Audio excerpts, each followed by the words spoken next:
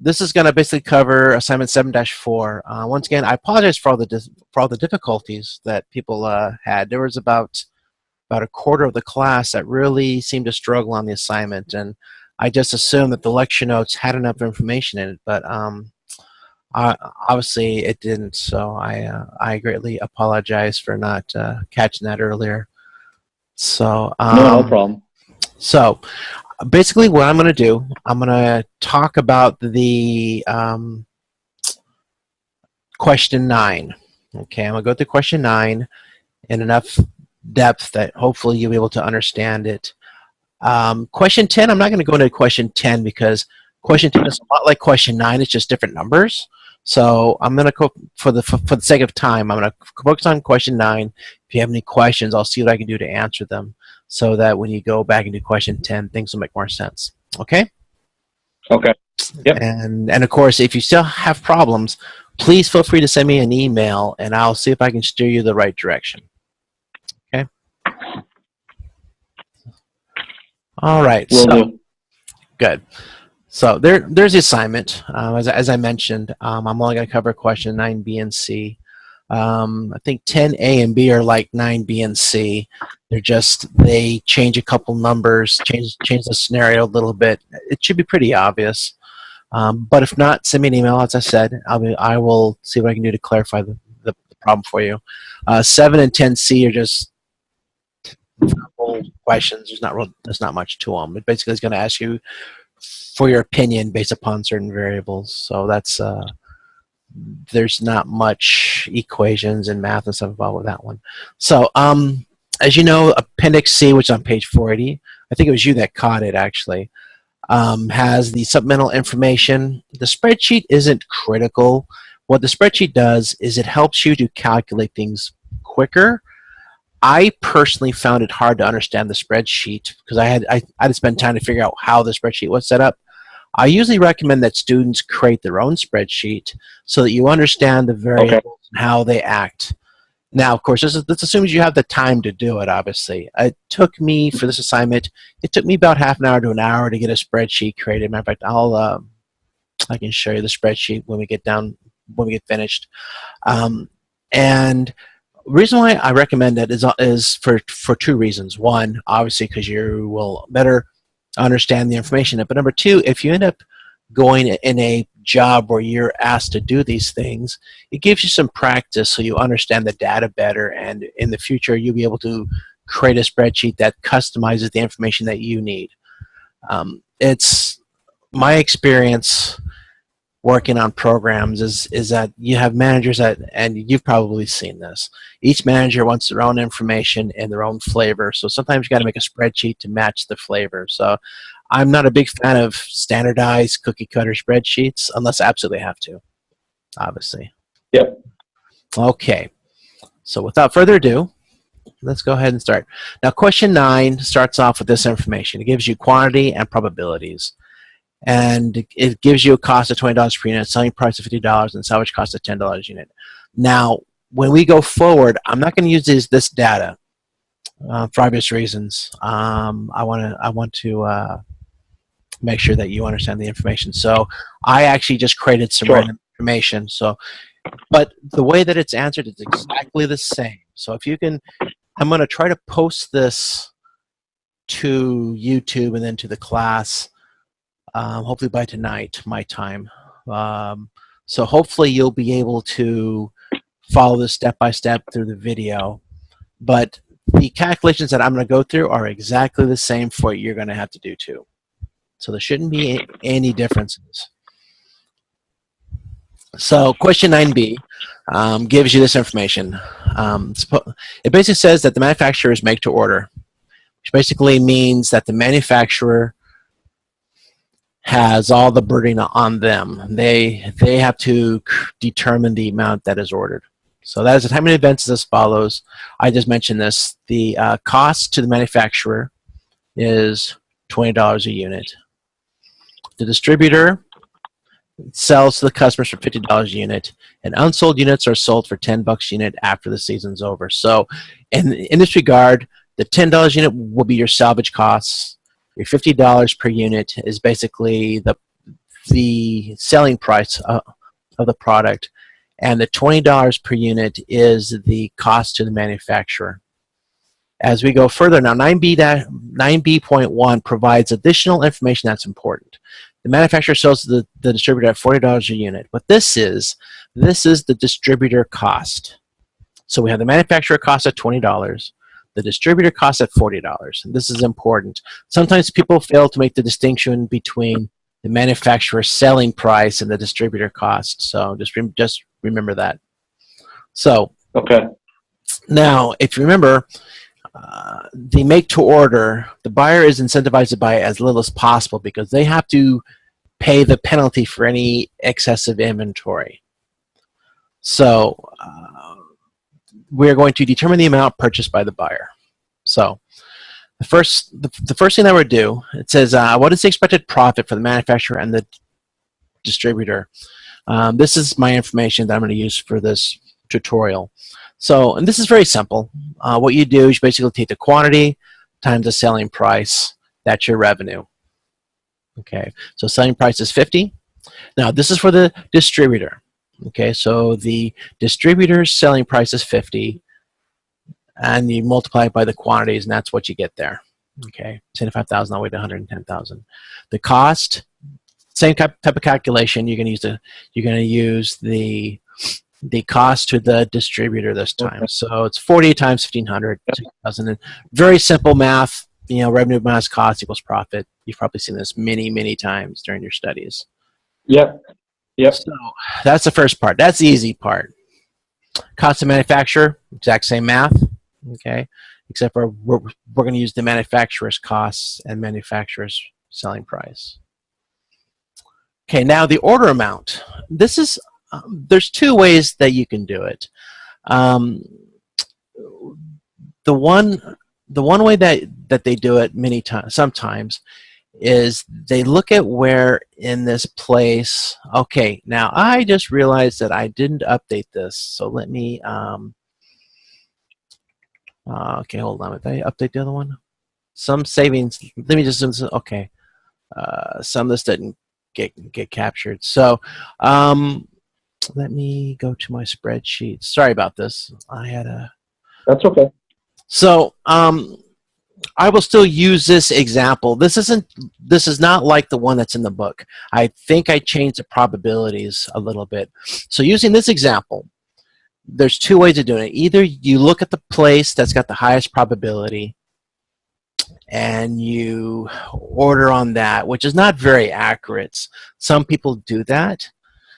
Because they say, well, this is the highest probability that we're going to sell stuff, so therefore we're going to use that as our purchase amount. What most people do is they do what is called a weighted value.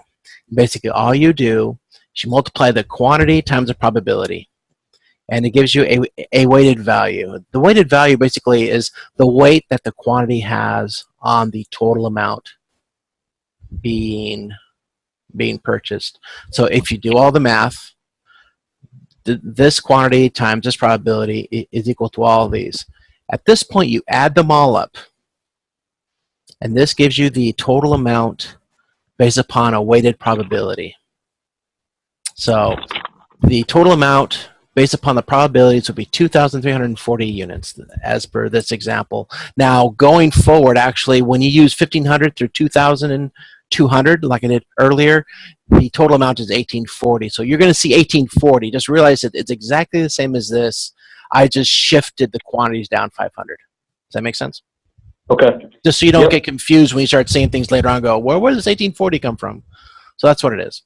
Yeah. So this is the best way to calculate it. You make a weighted value for every probability and every quantity. Then you just add them all up.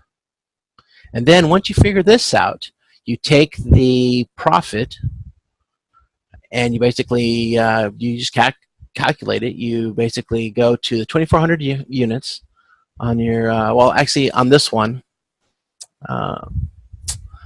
Now, in my example, you would use 1,840, and then you would go up to the 1840 section. And well, now I've seen the students do two things. One, they actually calculate it at 1840, and they calculate the cost and the profit and the revenue.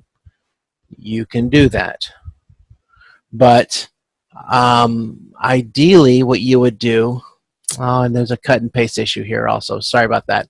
So basically, you would just go to 1840, and you just basically calculate, the selling price for 1840, the cost of 1840, subtract the two numbers, and that gives you your profit. Now, in an ideal world, in an ideal world, they usually sell in lots. So in this example, we're selling in lots of 100. So you would just go to the lot that gives you all the amount that you need at the lowest risk, and this would be 1900 in this example. Okay, so okay, so you would take 1900 and basically just take these charts here, take your profit. Now these take your profit for the manufacturer and the distributor, and that's a profit right there. Okay, that's fairly simple. So, and actually right here, it's the total amount, the sum of all weighted values, blah, blah, blah. If it'll help, I will post my presentation to the classroom in case you want to look at all these variables and stuff. I don't know if it'll help you at all, but I can do it for you if you want. And I'll update all these 2400, and I'll make it actually match my actual presentation. So that's how you do the first part, 9B1. Very simple. Yep. In general, you get the weights, determine the quantity, and then you just do the profit for either. And I've seen both, and I will accept both. As long as I can see that you understand the concepts, you can do 1840 or 1900, whatever you think is best. Okay. So. Yep. No, it makes sense. Yep. Yeah. So question 9B2, find an option contract that both manufacturer and distributor enjoy a higher expected profit than B1. What is the expected profit for the manufacturer and the distributor? So basically what you're trying to do is, as a manufacturer, you're trying to take on some of the additional risks so that the distributor will be encouraged to sell more. Okay. So, and you could do this is where you can do whatever you want. There's different incentives you can do. So you can do a buyback contract, you can do revenue sharing, you can do profit sharing. Okay. Of course, each of these will affect your values differently. So I did a buyback, which is very simple. I think the buyback's the hardest for the math because you have to add an extra column. It's not that difficult, but once you go through it, you realize that it's fairly simple. So I basically said, okay, I'm going to provide a buyback of unsold items at $15. Now, this is an arbitrary number that you decide. It's whatever you think. You can make it 60 or whatever. Okay, just as long as you can show the math in your problem, you can make whatever number you want. Now, the buyback value has to be above the salvage cost, because if it's not above the salvage cost, obviously the manufacturer, the distributor would be like, well, that's not benefit to me because I can just salvage it for more than what you're offering. So normally, usually the buyback is between the salvage cost and manufacturer cost. Now sometimes it's a little bit different. Sometimes it'll be higher than manufacturer cost for various reasons. Usually it's not. But as I said here, it must be above the salvage cost. So you can create any number you want, plug it in. So when we go into these calculations, this is where we're at. So this is the full spreadsheet as before. These are the actual numbers, actually. Sorry. So 1500 to 2200, I've got the probability, revenue, cost, profit. Okay, so you can see right here, the profits a relative scale. So now this should be 1900 instead of 2400. Sorry, you know what? Let me do that now. Let's go over here real quick, and I'll just do 1900. So I don't forget later. Okay. Okay, so 1900 units, remember, okay, this is the weighted value of the amount that is going to be ordered. assuming that the probabilities are accurate. Obviously, as we all know, forecasts are never completely accurate, but this is basically based upon the decision being made. So basically, the 1900, you basically are going to calculate how much it's going to cost them to buy back any amount above the 1900. Okay, so if you look at here, at 1900, there's obviously zero because their plans are to sell everything at 1900.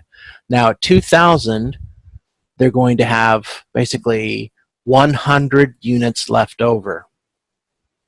Okay, so with 100 units left over, each unit is $15 buyback. So the buyback cost for the manufacturer is $1,500. Now, if you notice here, go to the distributor. The distributor, if they don't sell all their products, they're going to get a $1,500 refund. So this money is going to go from the manufacturer to the refund. This is how the risk is shifted. So basically what the manufacturer is saying in this example is that I am going to subsidize your risk by giving you by buying back some of your inventory at a higher rate than your salvage. So the manufacturer is basically going to shift $1,500 in this example. Okay, does that make sense? Yep. Okay, and if you look at 2100, 2200, okay. So now, when we look at the distributor's decision making, it's going to ask, is this an effective strategy? And if you look here, the profit with the buyback included. Okay. Let me make sure my calculations are correct here. I think they are, but I just want to make sure. Where's my...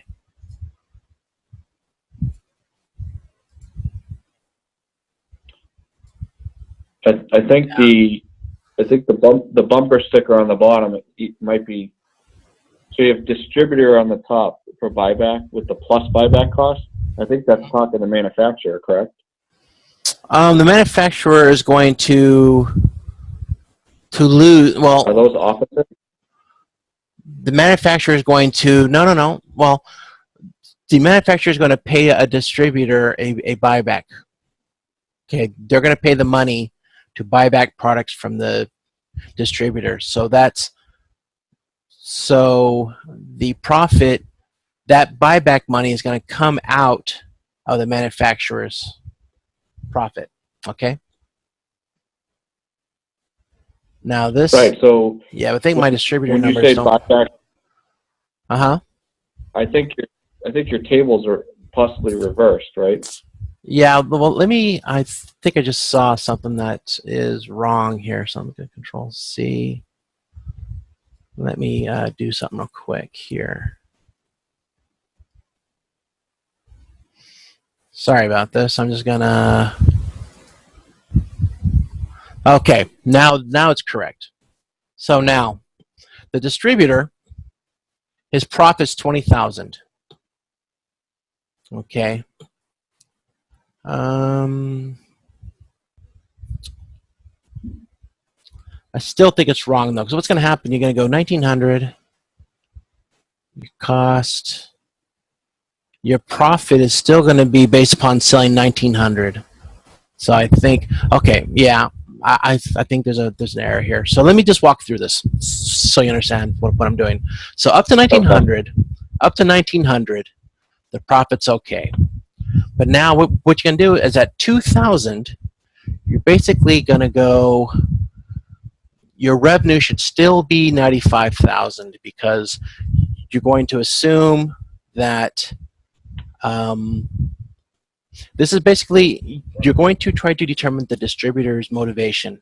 So let's assume that the distributor buys 2,000, but he's only able to sell 1,900. So he's actually bought 100 more than he needs. So the revenue would still be at 95,000. And let me just let me do this real quick. I'm gonna change this real quick on this spreadsheet just so I can have the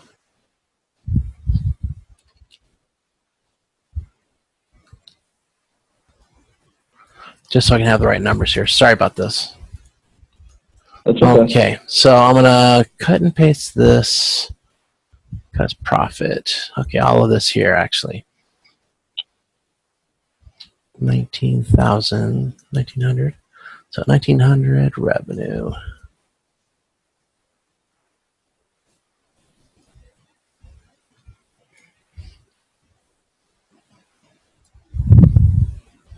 Yeah, there we go. So now, oops, Control Z. There we go. Okay, so the revenue that we're going to look at is based upon if they only sell 1,900 units. Okay. Yep. I'm going to save this just to make sure. So now, the cost is still going to be based upon how much they buy, obviously. Okay. So now the profit, as you notice, the profit it's going to start to decrease because of the increased risk. Does that make sense? Straightforward. Yep. Okay. Then you're going to add the buyback refund. Basically, they're going to get this money back if they don't sell all the units. So then you go back here. So basically, revenue minus cost equals profit. And you're going to add the buyback refund. This gives you the buyback profit. Basically, the profit after the buyback has occurred. So when you look at this, you would say, was this strategy effective for the manufacturer to encourage the distributor to buy more? And as you notice here, the profit goes down significantly still. So you can make the argument that the manufacturer has not been able to offset enough of the risk for the distributor to buy more. Right. So either they have to either increase the buyback amount or do another incentive. Yeah. Okay. But the problem only asks you to just do a scenario, make a decision. Okay? Yeah. So you don't have to go into the whole, I'm going to try 3 different, if you want, you can, but you're not going to be graded on more than just this one decision. So, understood. Okay. So, just real quick before you move the page, look, I got a question. Sure. So the takeaway at the bottom, though, I think that if you read it, it's buyback profit distributor. I think that really should say manufacturer, right? And then the bottom one should say distributor.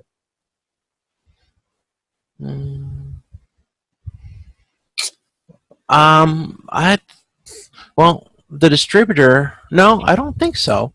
Because revenue 1,900 minus cost per quantity plus your buyback cost. Because you add the buyback cost to his profit. Does that make sense? So your buyback profit distributor. Right. So if you look at the distributor, 1,900. Revenue 1,900 units, which is 95,000. Oh, shoot. Okay. Stop that. Okay. Minus cost per quantity, which is this column here. Okay. Yep. Okay. Plus buyback cost. Or buyback refund, actually. Let's change that to buyback refund. That might make more sense. Whoopsie daisy. Is that better? I think. Yeah, I think I guess maybe why I was probably confused too is the top chart is manufacturer. Yeah, and you know what? what? The bullet and the bumper sticker distributor. If you flip those and people may align it. No, you're right. I'm all about making things. No, that's good. I'm all about making it easier for people to read. Perfect. How's that? Is that better? Yes. That make more sense? Thank you. Sorry. No. Thank you. When I create these, based upon what I see at the time. So obviously, I like to get feedback from other people because what makes sense to me sometimes doesn't make sense to other people. Okay, so do you understand how this chart worked? Yes. Okay. So that's 9B2 in a nutshell. And as I said, you can do anything, revenue sharing, you could use, what are the ones that they have? There was, revenue sharing, you can do buyback. There's also profit sharing, you can do that too. So just do what you need, do what you want, as long as you show the math and or some people don't show the math, but they actually talk through all the different things, and that's fine too. As long as I can understand that you understand, as long as I could tell that you understand the concepts, that's all I'm looking for. Okay, so Understood. 9C. Now we're going to flip the tables around. Now we're going to put the incentives on the other side. Okay, so it's a make to stock. So make to stock, basically the manufacturer has to provide a certain level of inventory at all times for the distributor. This is pretty common in the defense industry. But so now all the risk is on the other side of the fence. And the information is the same. They use the same information, I believe. So manufacturer produces at $20. Manufacturer sells to the distributor for $40, and the distributor sells to the end customer for $50. So it's the exact same information as the last one. In unsold units, salvage cost is $10, or salvage price, I guess. It's not really a cost; it's what you're getting back from your stuff. So now we're going to calculate the protected inventory level of the manufacturer. So what is the expected profit for the manufacturer and the distributor? This math's going to be very similar. It's going to be the same. Okay. I'm going to go through in a minute. There's a couple differences, but basically the wholesaler is going to make as little as possible. So if the expected demand, as stated by the retailer, is going to be 1,900, the manufacturer is only going to build 1,900. So the math's going to be pretty much the same. Okay. So once again, make to stock. Manufacturer build as little as possible to reduce the risk. Distributor will have to incentivize the manufacturer build beyond safe level, and manufacturer, this time is the manufacturer that'll have to factor in salvage costs because they're the one that's going to have to sell the excess product. Okay, so the math is the same, but you're just going to swap it. Okay. Now, when we first, same thing, the profit's going to be pretty much the same. Okay. Manufacturer revenue based on most likely demand, which would be 1,900 units. Let me just change that real quick.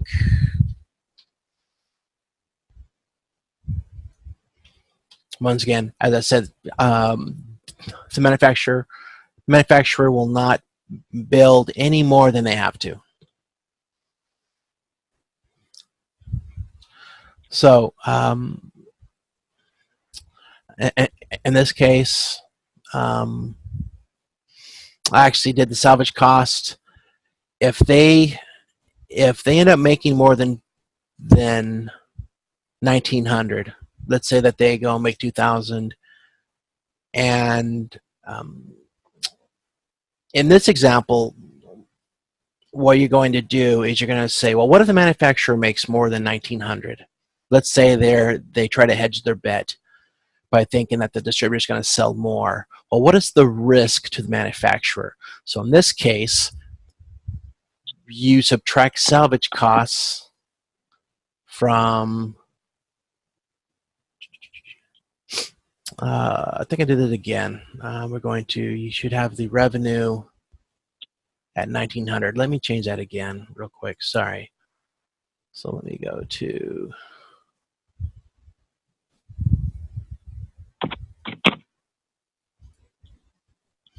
manufacturer. So it should be 70. So it should be the revenue at 76,000. Let me just do this real quick. Sorry. It's okay. All the way down. Then I'm going to cut and paste the spreadsheet over. Revenue cost at 1900 revenue.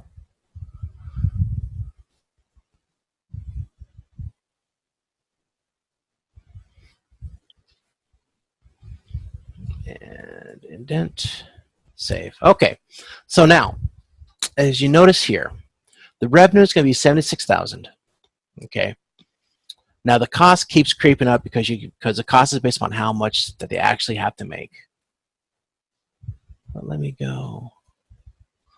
Let me use my spotlight again. I like that spotlight. So 1900. The revenue is basically going to be 76,000 because we're basically going to determine how much risk the manufacturer has to take with each manufacturing point. Okay, either 2,000, 2,100, or 2,200. So at this point, the revenue that we're going to use for this math is going to be 76,000. Okay, the cost is incremental, the same as before. Profit, basic math, revenue minus cost. Now we have to subtract. Oh no, add salvage costs. So basically, for every unit that we don't sell, we get salvage costs. Well, salvage cost was 10. Let me see. Should it be 10,000 or what was the salvage cost? Because I think salvage. It was $10 times 100. Yeah. Okay. So that's right. Okay. So 10 times 100 is 1,000. So the profit, you add the salvage cost back in. Final profit is 37,000. It's very simple. So when you look at this, you can look at the fact that the manufacturer takes on a $1,000 risk for having an extra 100 stock. More than likely, if they use weighted probability, they probably won't go for it. Because even if not very risk averse, they look at the difference between 1900 and 2000. There's quite a bit of a drop between those two numbers as far as probability goes. So they may say, well, it's $1,000 worth of profit. It's not worth it. So now the distributor has to find a way to shift the risk so that they can encourage the manufacturer to make more products. And as before, I use the same thing, buyback incentive of $15 per unit. This time, the distributor is going to say, hey, look, make more stuff. We're going to pay you back $15 instead of the 10 that you get for the salvage. So we're going to do the math again. And let me cut and paste it again. Let me see. That's manufacturer, right? Yeah. Revenue, real quick. Let me see. What else? Control V. Control V, and then fix it over. So I just brought this math back over.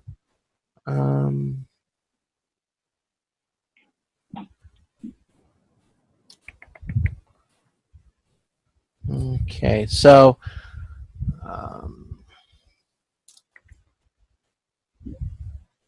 but instead, okay, now the difference here is instead of buyback pots, the salvage cost would be buyback profit. So let's go ahead and change it to buyback profit. And that's just a term that I use. I don't know if it's so buyback profit. Buyback profit, and it'll be this value basically here. So I'm going to cut and paste this here. Actually, what I'm going to do that in the spreadsheet instead. Manufacturer 1,500. Okay, so I'm going to do that. Control C.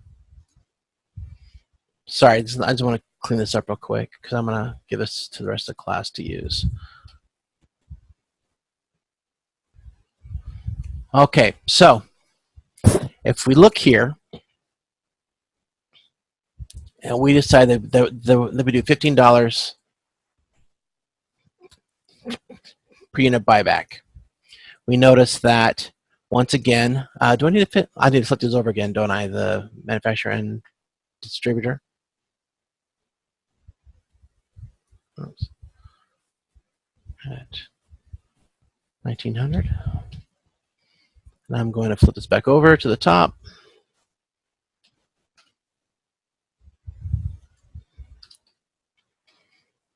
Whoops. All right. So the distributor, the buyback cost to them is the revenue at 1900. And I need to do the 90. Oh, and I got to flip that over again also.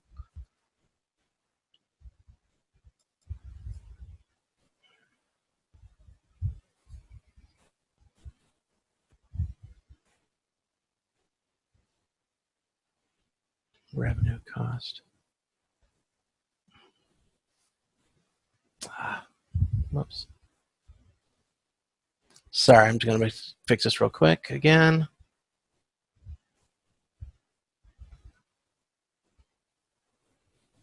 Boom. Okay. And save. So once again, same as before. The revenue is based upon 1900. Okay. And the buyback cost would be 1,500, 3,450, based upon $15 per unit. Okay. So we would take the revenue minus the cost, give you the profit, and then we need to did I mess it up again? Let's see. 95. We need to subtract the buyback cost. So I didn't. Let me go. Yeah, she minus. This time it's minus. Sorry about this. Minus and minus. I was supposed to swap these over and I didn't do it. So, okay, let's do this again. You're going to see that this really takes a hit on the distributor's profit.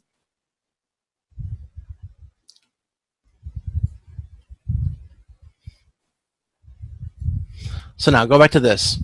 So profit 95 minus 80 equals 15,000. And we're going to subtract 1,500, make it 13,500. So now if you go 2,100, it's the same thing, 95,000, that minus 84,000 equals 11,000. Now we subtract 3,000. So now the final profit's 8,000. So as you notice, the buyback cost is pretty significant on the distributor because the distributor has a smaller profit margin. Does that make sense?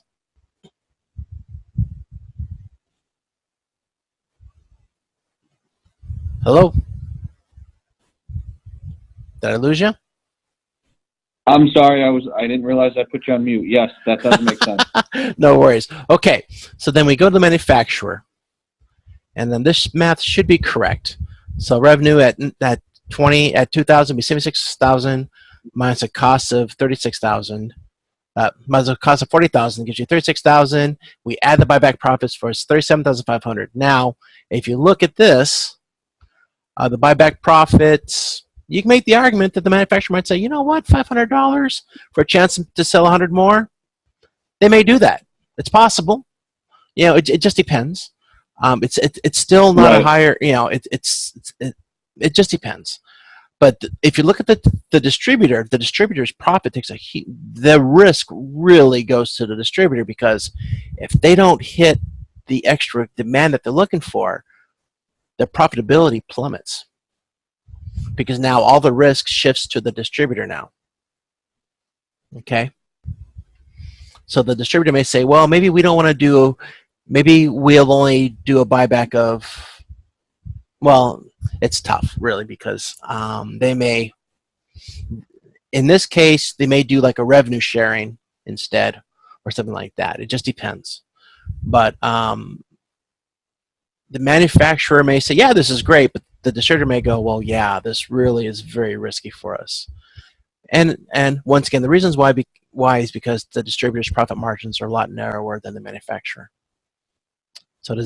So when you answer this, just talk to this. Say, hey, is this a good decision? And to talk about how it affects the distributor, talk about how it affects the manufacturer. As long as you make sense, that's fine. Thing about these, it's very subjective. As long as you have the math correct and you're able to say, yeah, this is what the distributor thinks, this is what the manufacturer thinks, and say, yeah, generally they probably wouldn't go for it. Or generally the distributor wouldn't go for this because their profit really takes a tank. So just talk to the slides, you'll be fine. Or talk to the spreadsheet, you'll be fine. So any questions on this? No, I think that this definitely makes it pretty simple to follow. I think I was just over analyzing the appendix spreadsheet. Yeah, and I saw the appendix spreadsheet, and when I first saw this, I go on, wow, it reminds me of the old tables that we had a long time ago for like calculating standard deviations before they had calculators. I don't know how old you are, but I remember those charts. We had like a whole appendix with like 30 pages, and you had to look at the there's like different number, or like the old cosine, sine, tangent charts they used to have in the back of the textbooks back in the old days for geometry. A lot of information in there, and half of it you never used. And that's why I was like, I usually like to create my own spreadsheet for that reason, because that spreadsheet's nice, it's useful, but I find that if you don't create it and you don't put the information in it yourself, you're kind of clueless as to what all that information is. So this is generally how you answer the questions. So you basically, I'll just fly through it really quick, see if I can do a quick summary. So, B1 is basically you're just going to determine the weighted value, okay? Yep. And then determine what the profit based upon that number bought and sold is for both manufacturer and distributor. Then you're going to look at, did I miss? Okay, let's buy back. Did I go too far? Maybe I didn't. Hold on. Sorry, I just want to make sure that I don't miss anything. So yeah, basically determine the profit. Then once you're finished, cost profit, that's fairly simple. As long as you realize that you use a weighted value system with the probabilities to determine the amount sold. Okay. Then once you get here, the rest is simple. You just determine a strategy and then apply the strategy in your spreadsheet. Okay, and try not to have as many errors as I did. Yeah. That's what because I was fine until I changed some of the stuff in it to kind of make it a little bit more random. And when I did that, I think it actually helped me. Good. Yeah, well, it actually helped me too, because I was going, wow, something doesn't look right. But at least now I have it all fixed, and it should be good. And then, and this is what my spreadsheet looks like. I'll tell it. Let me just go ahead and save this. Can I just bring? Yeah, I just made a very simple spreadsheet, and then basically it is. I've got tabs for 9B, 9C. Then I just created extra ones for my examples. This is where I screwed up. I actually had these here, and I actually created my spreadsheets, my slides with this. Then I said, you know what? I'm making it a little more random, make it a little bit harder on you guys to figure out what the hell I'm doing. And yeah, it was so hard, it actually screwed me up too. So, so yeah, and it's basically all the calculations. I just put all the equations in here. It's very simple, and it has the information that I need and not anymore. Right.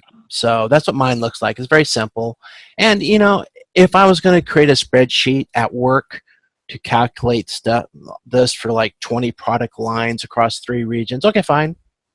I'm all for complexity. I would probably organize it a little bit differently than they did. But yeah, it's great, but it was a bit much, you know. So I think that was about it. Let me just go down and see what I had for the end. So question 10, calculate previous values based on new demand probability. So basically, you're just going to, they basically said, now let's assume this.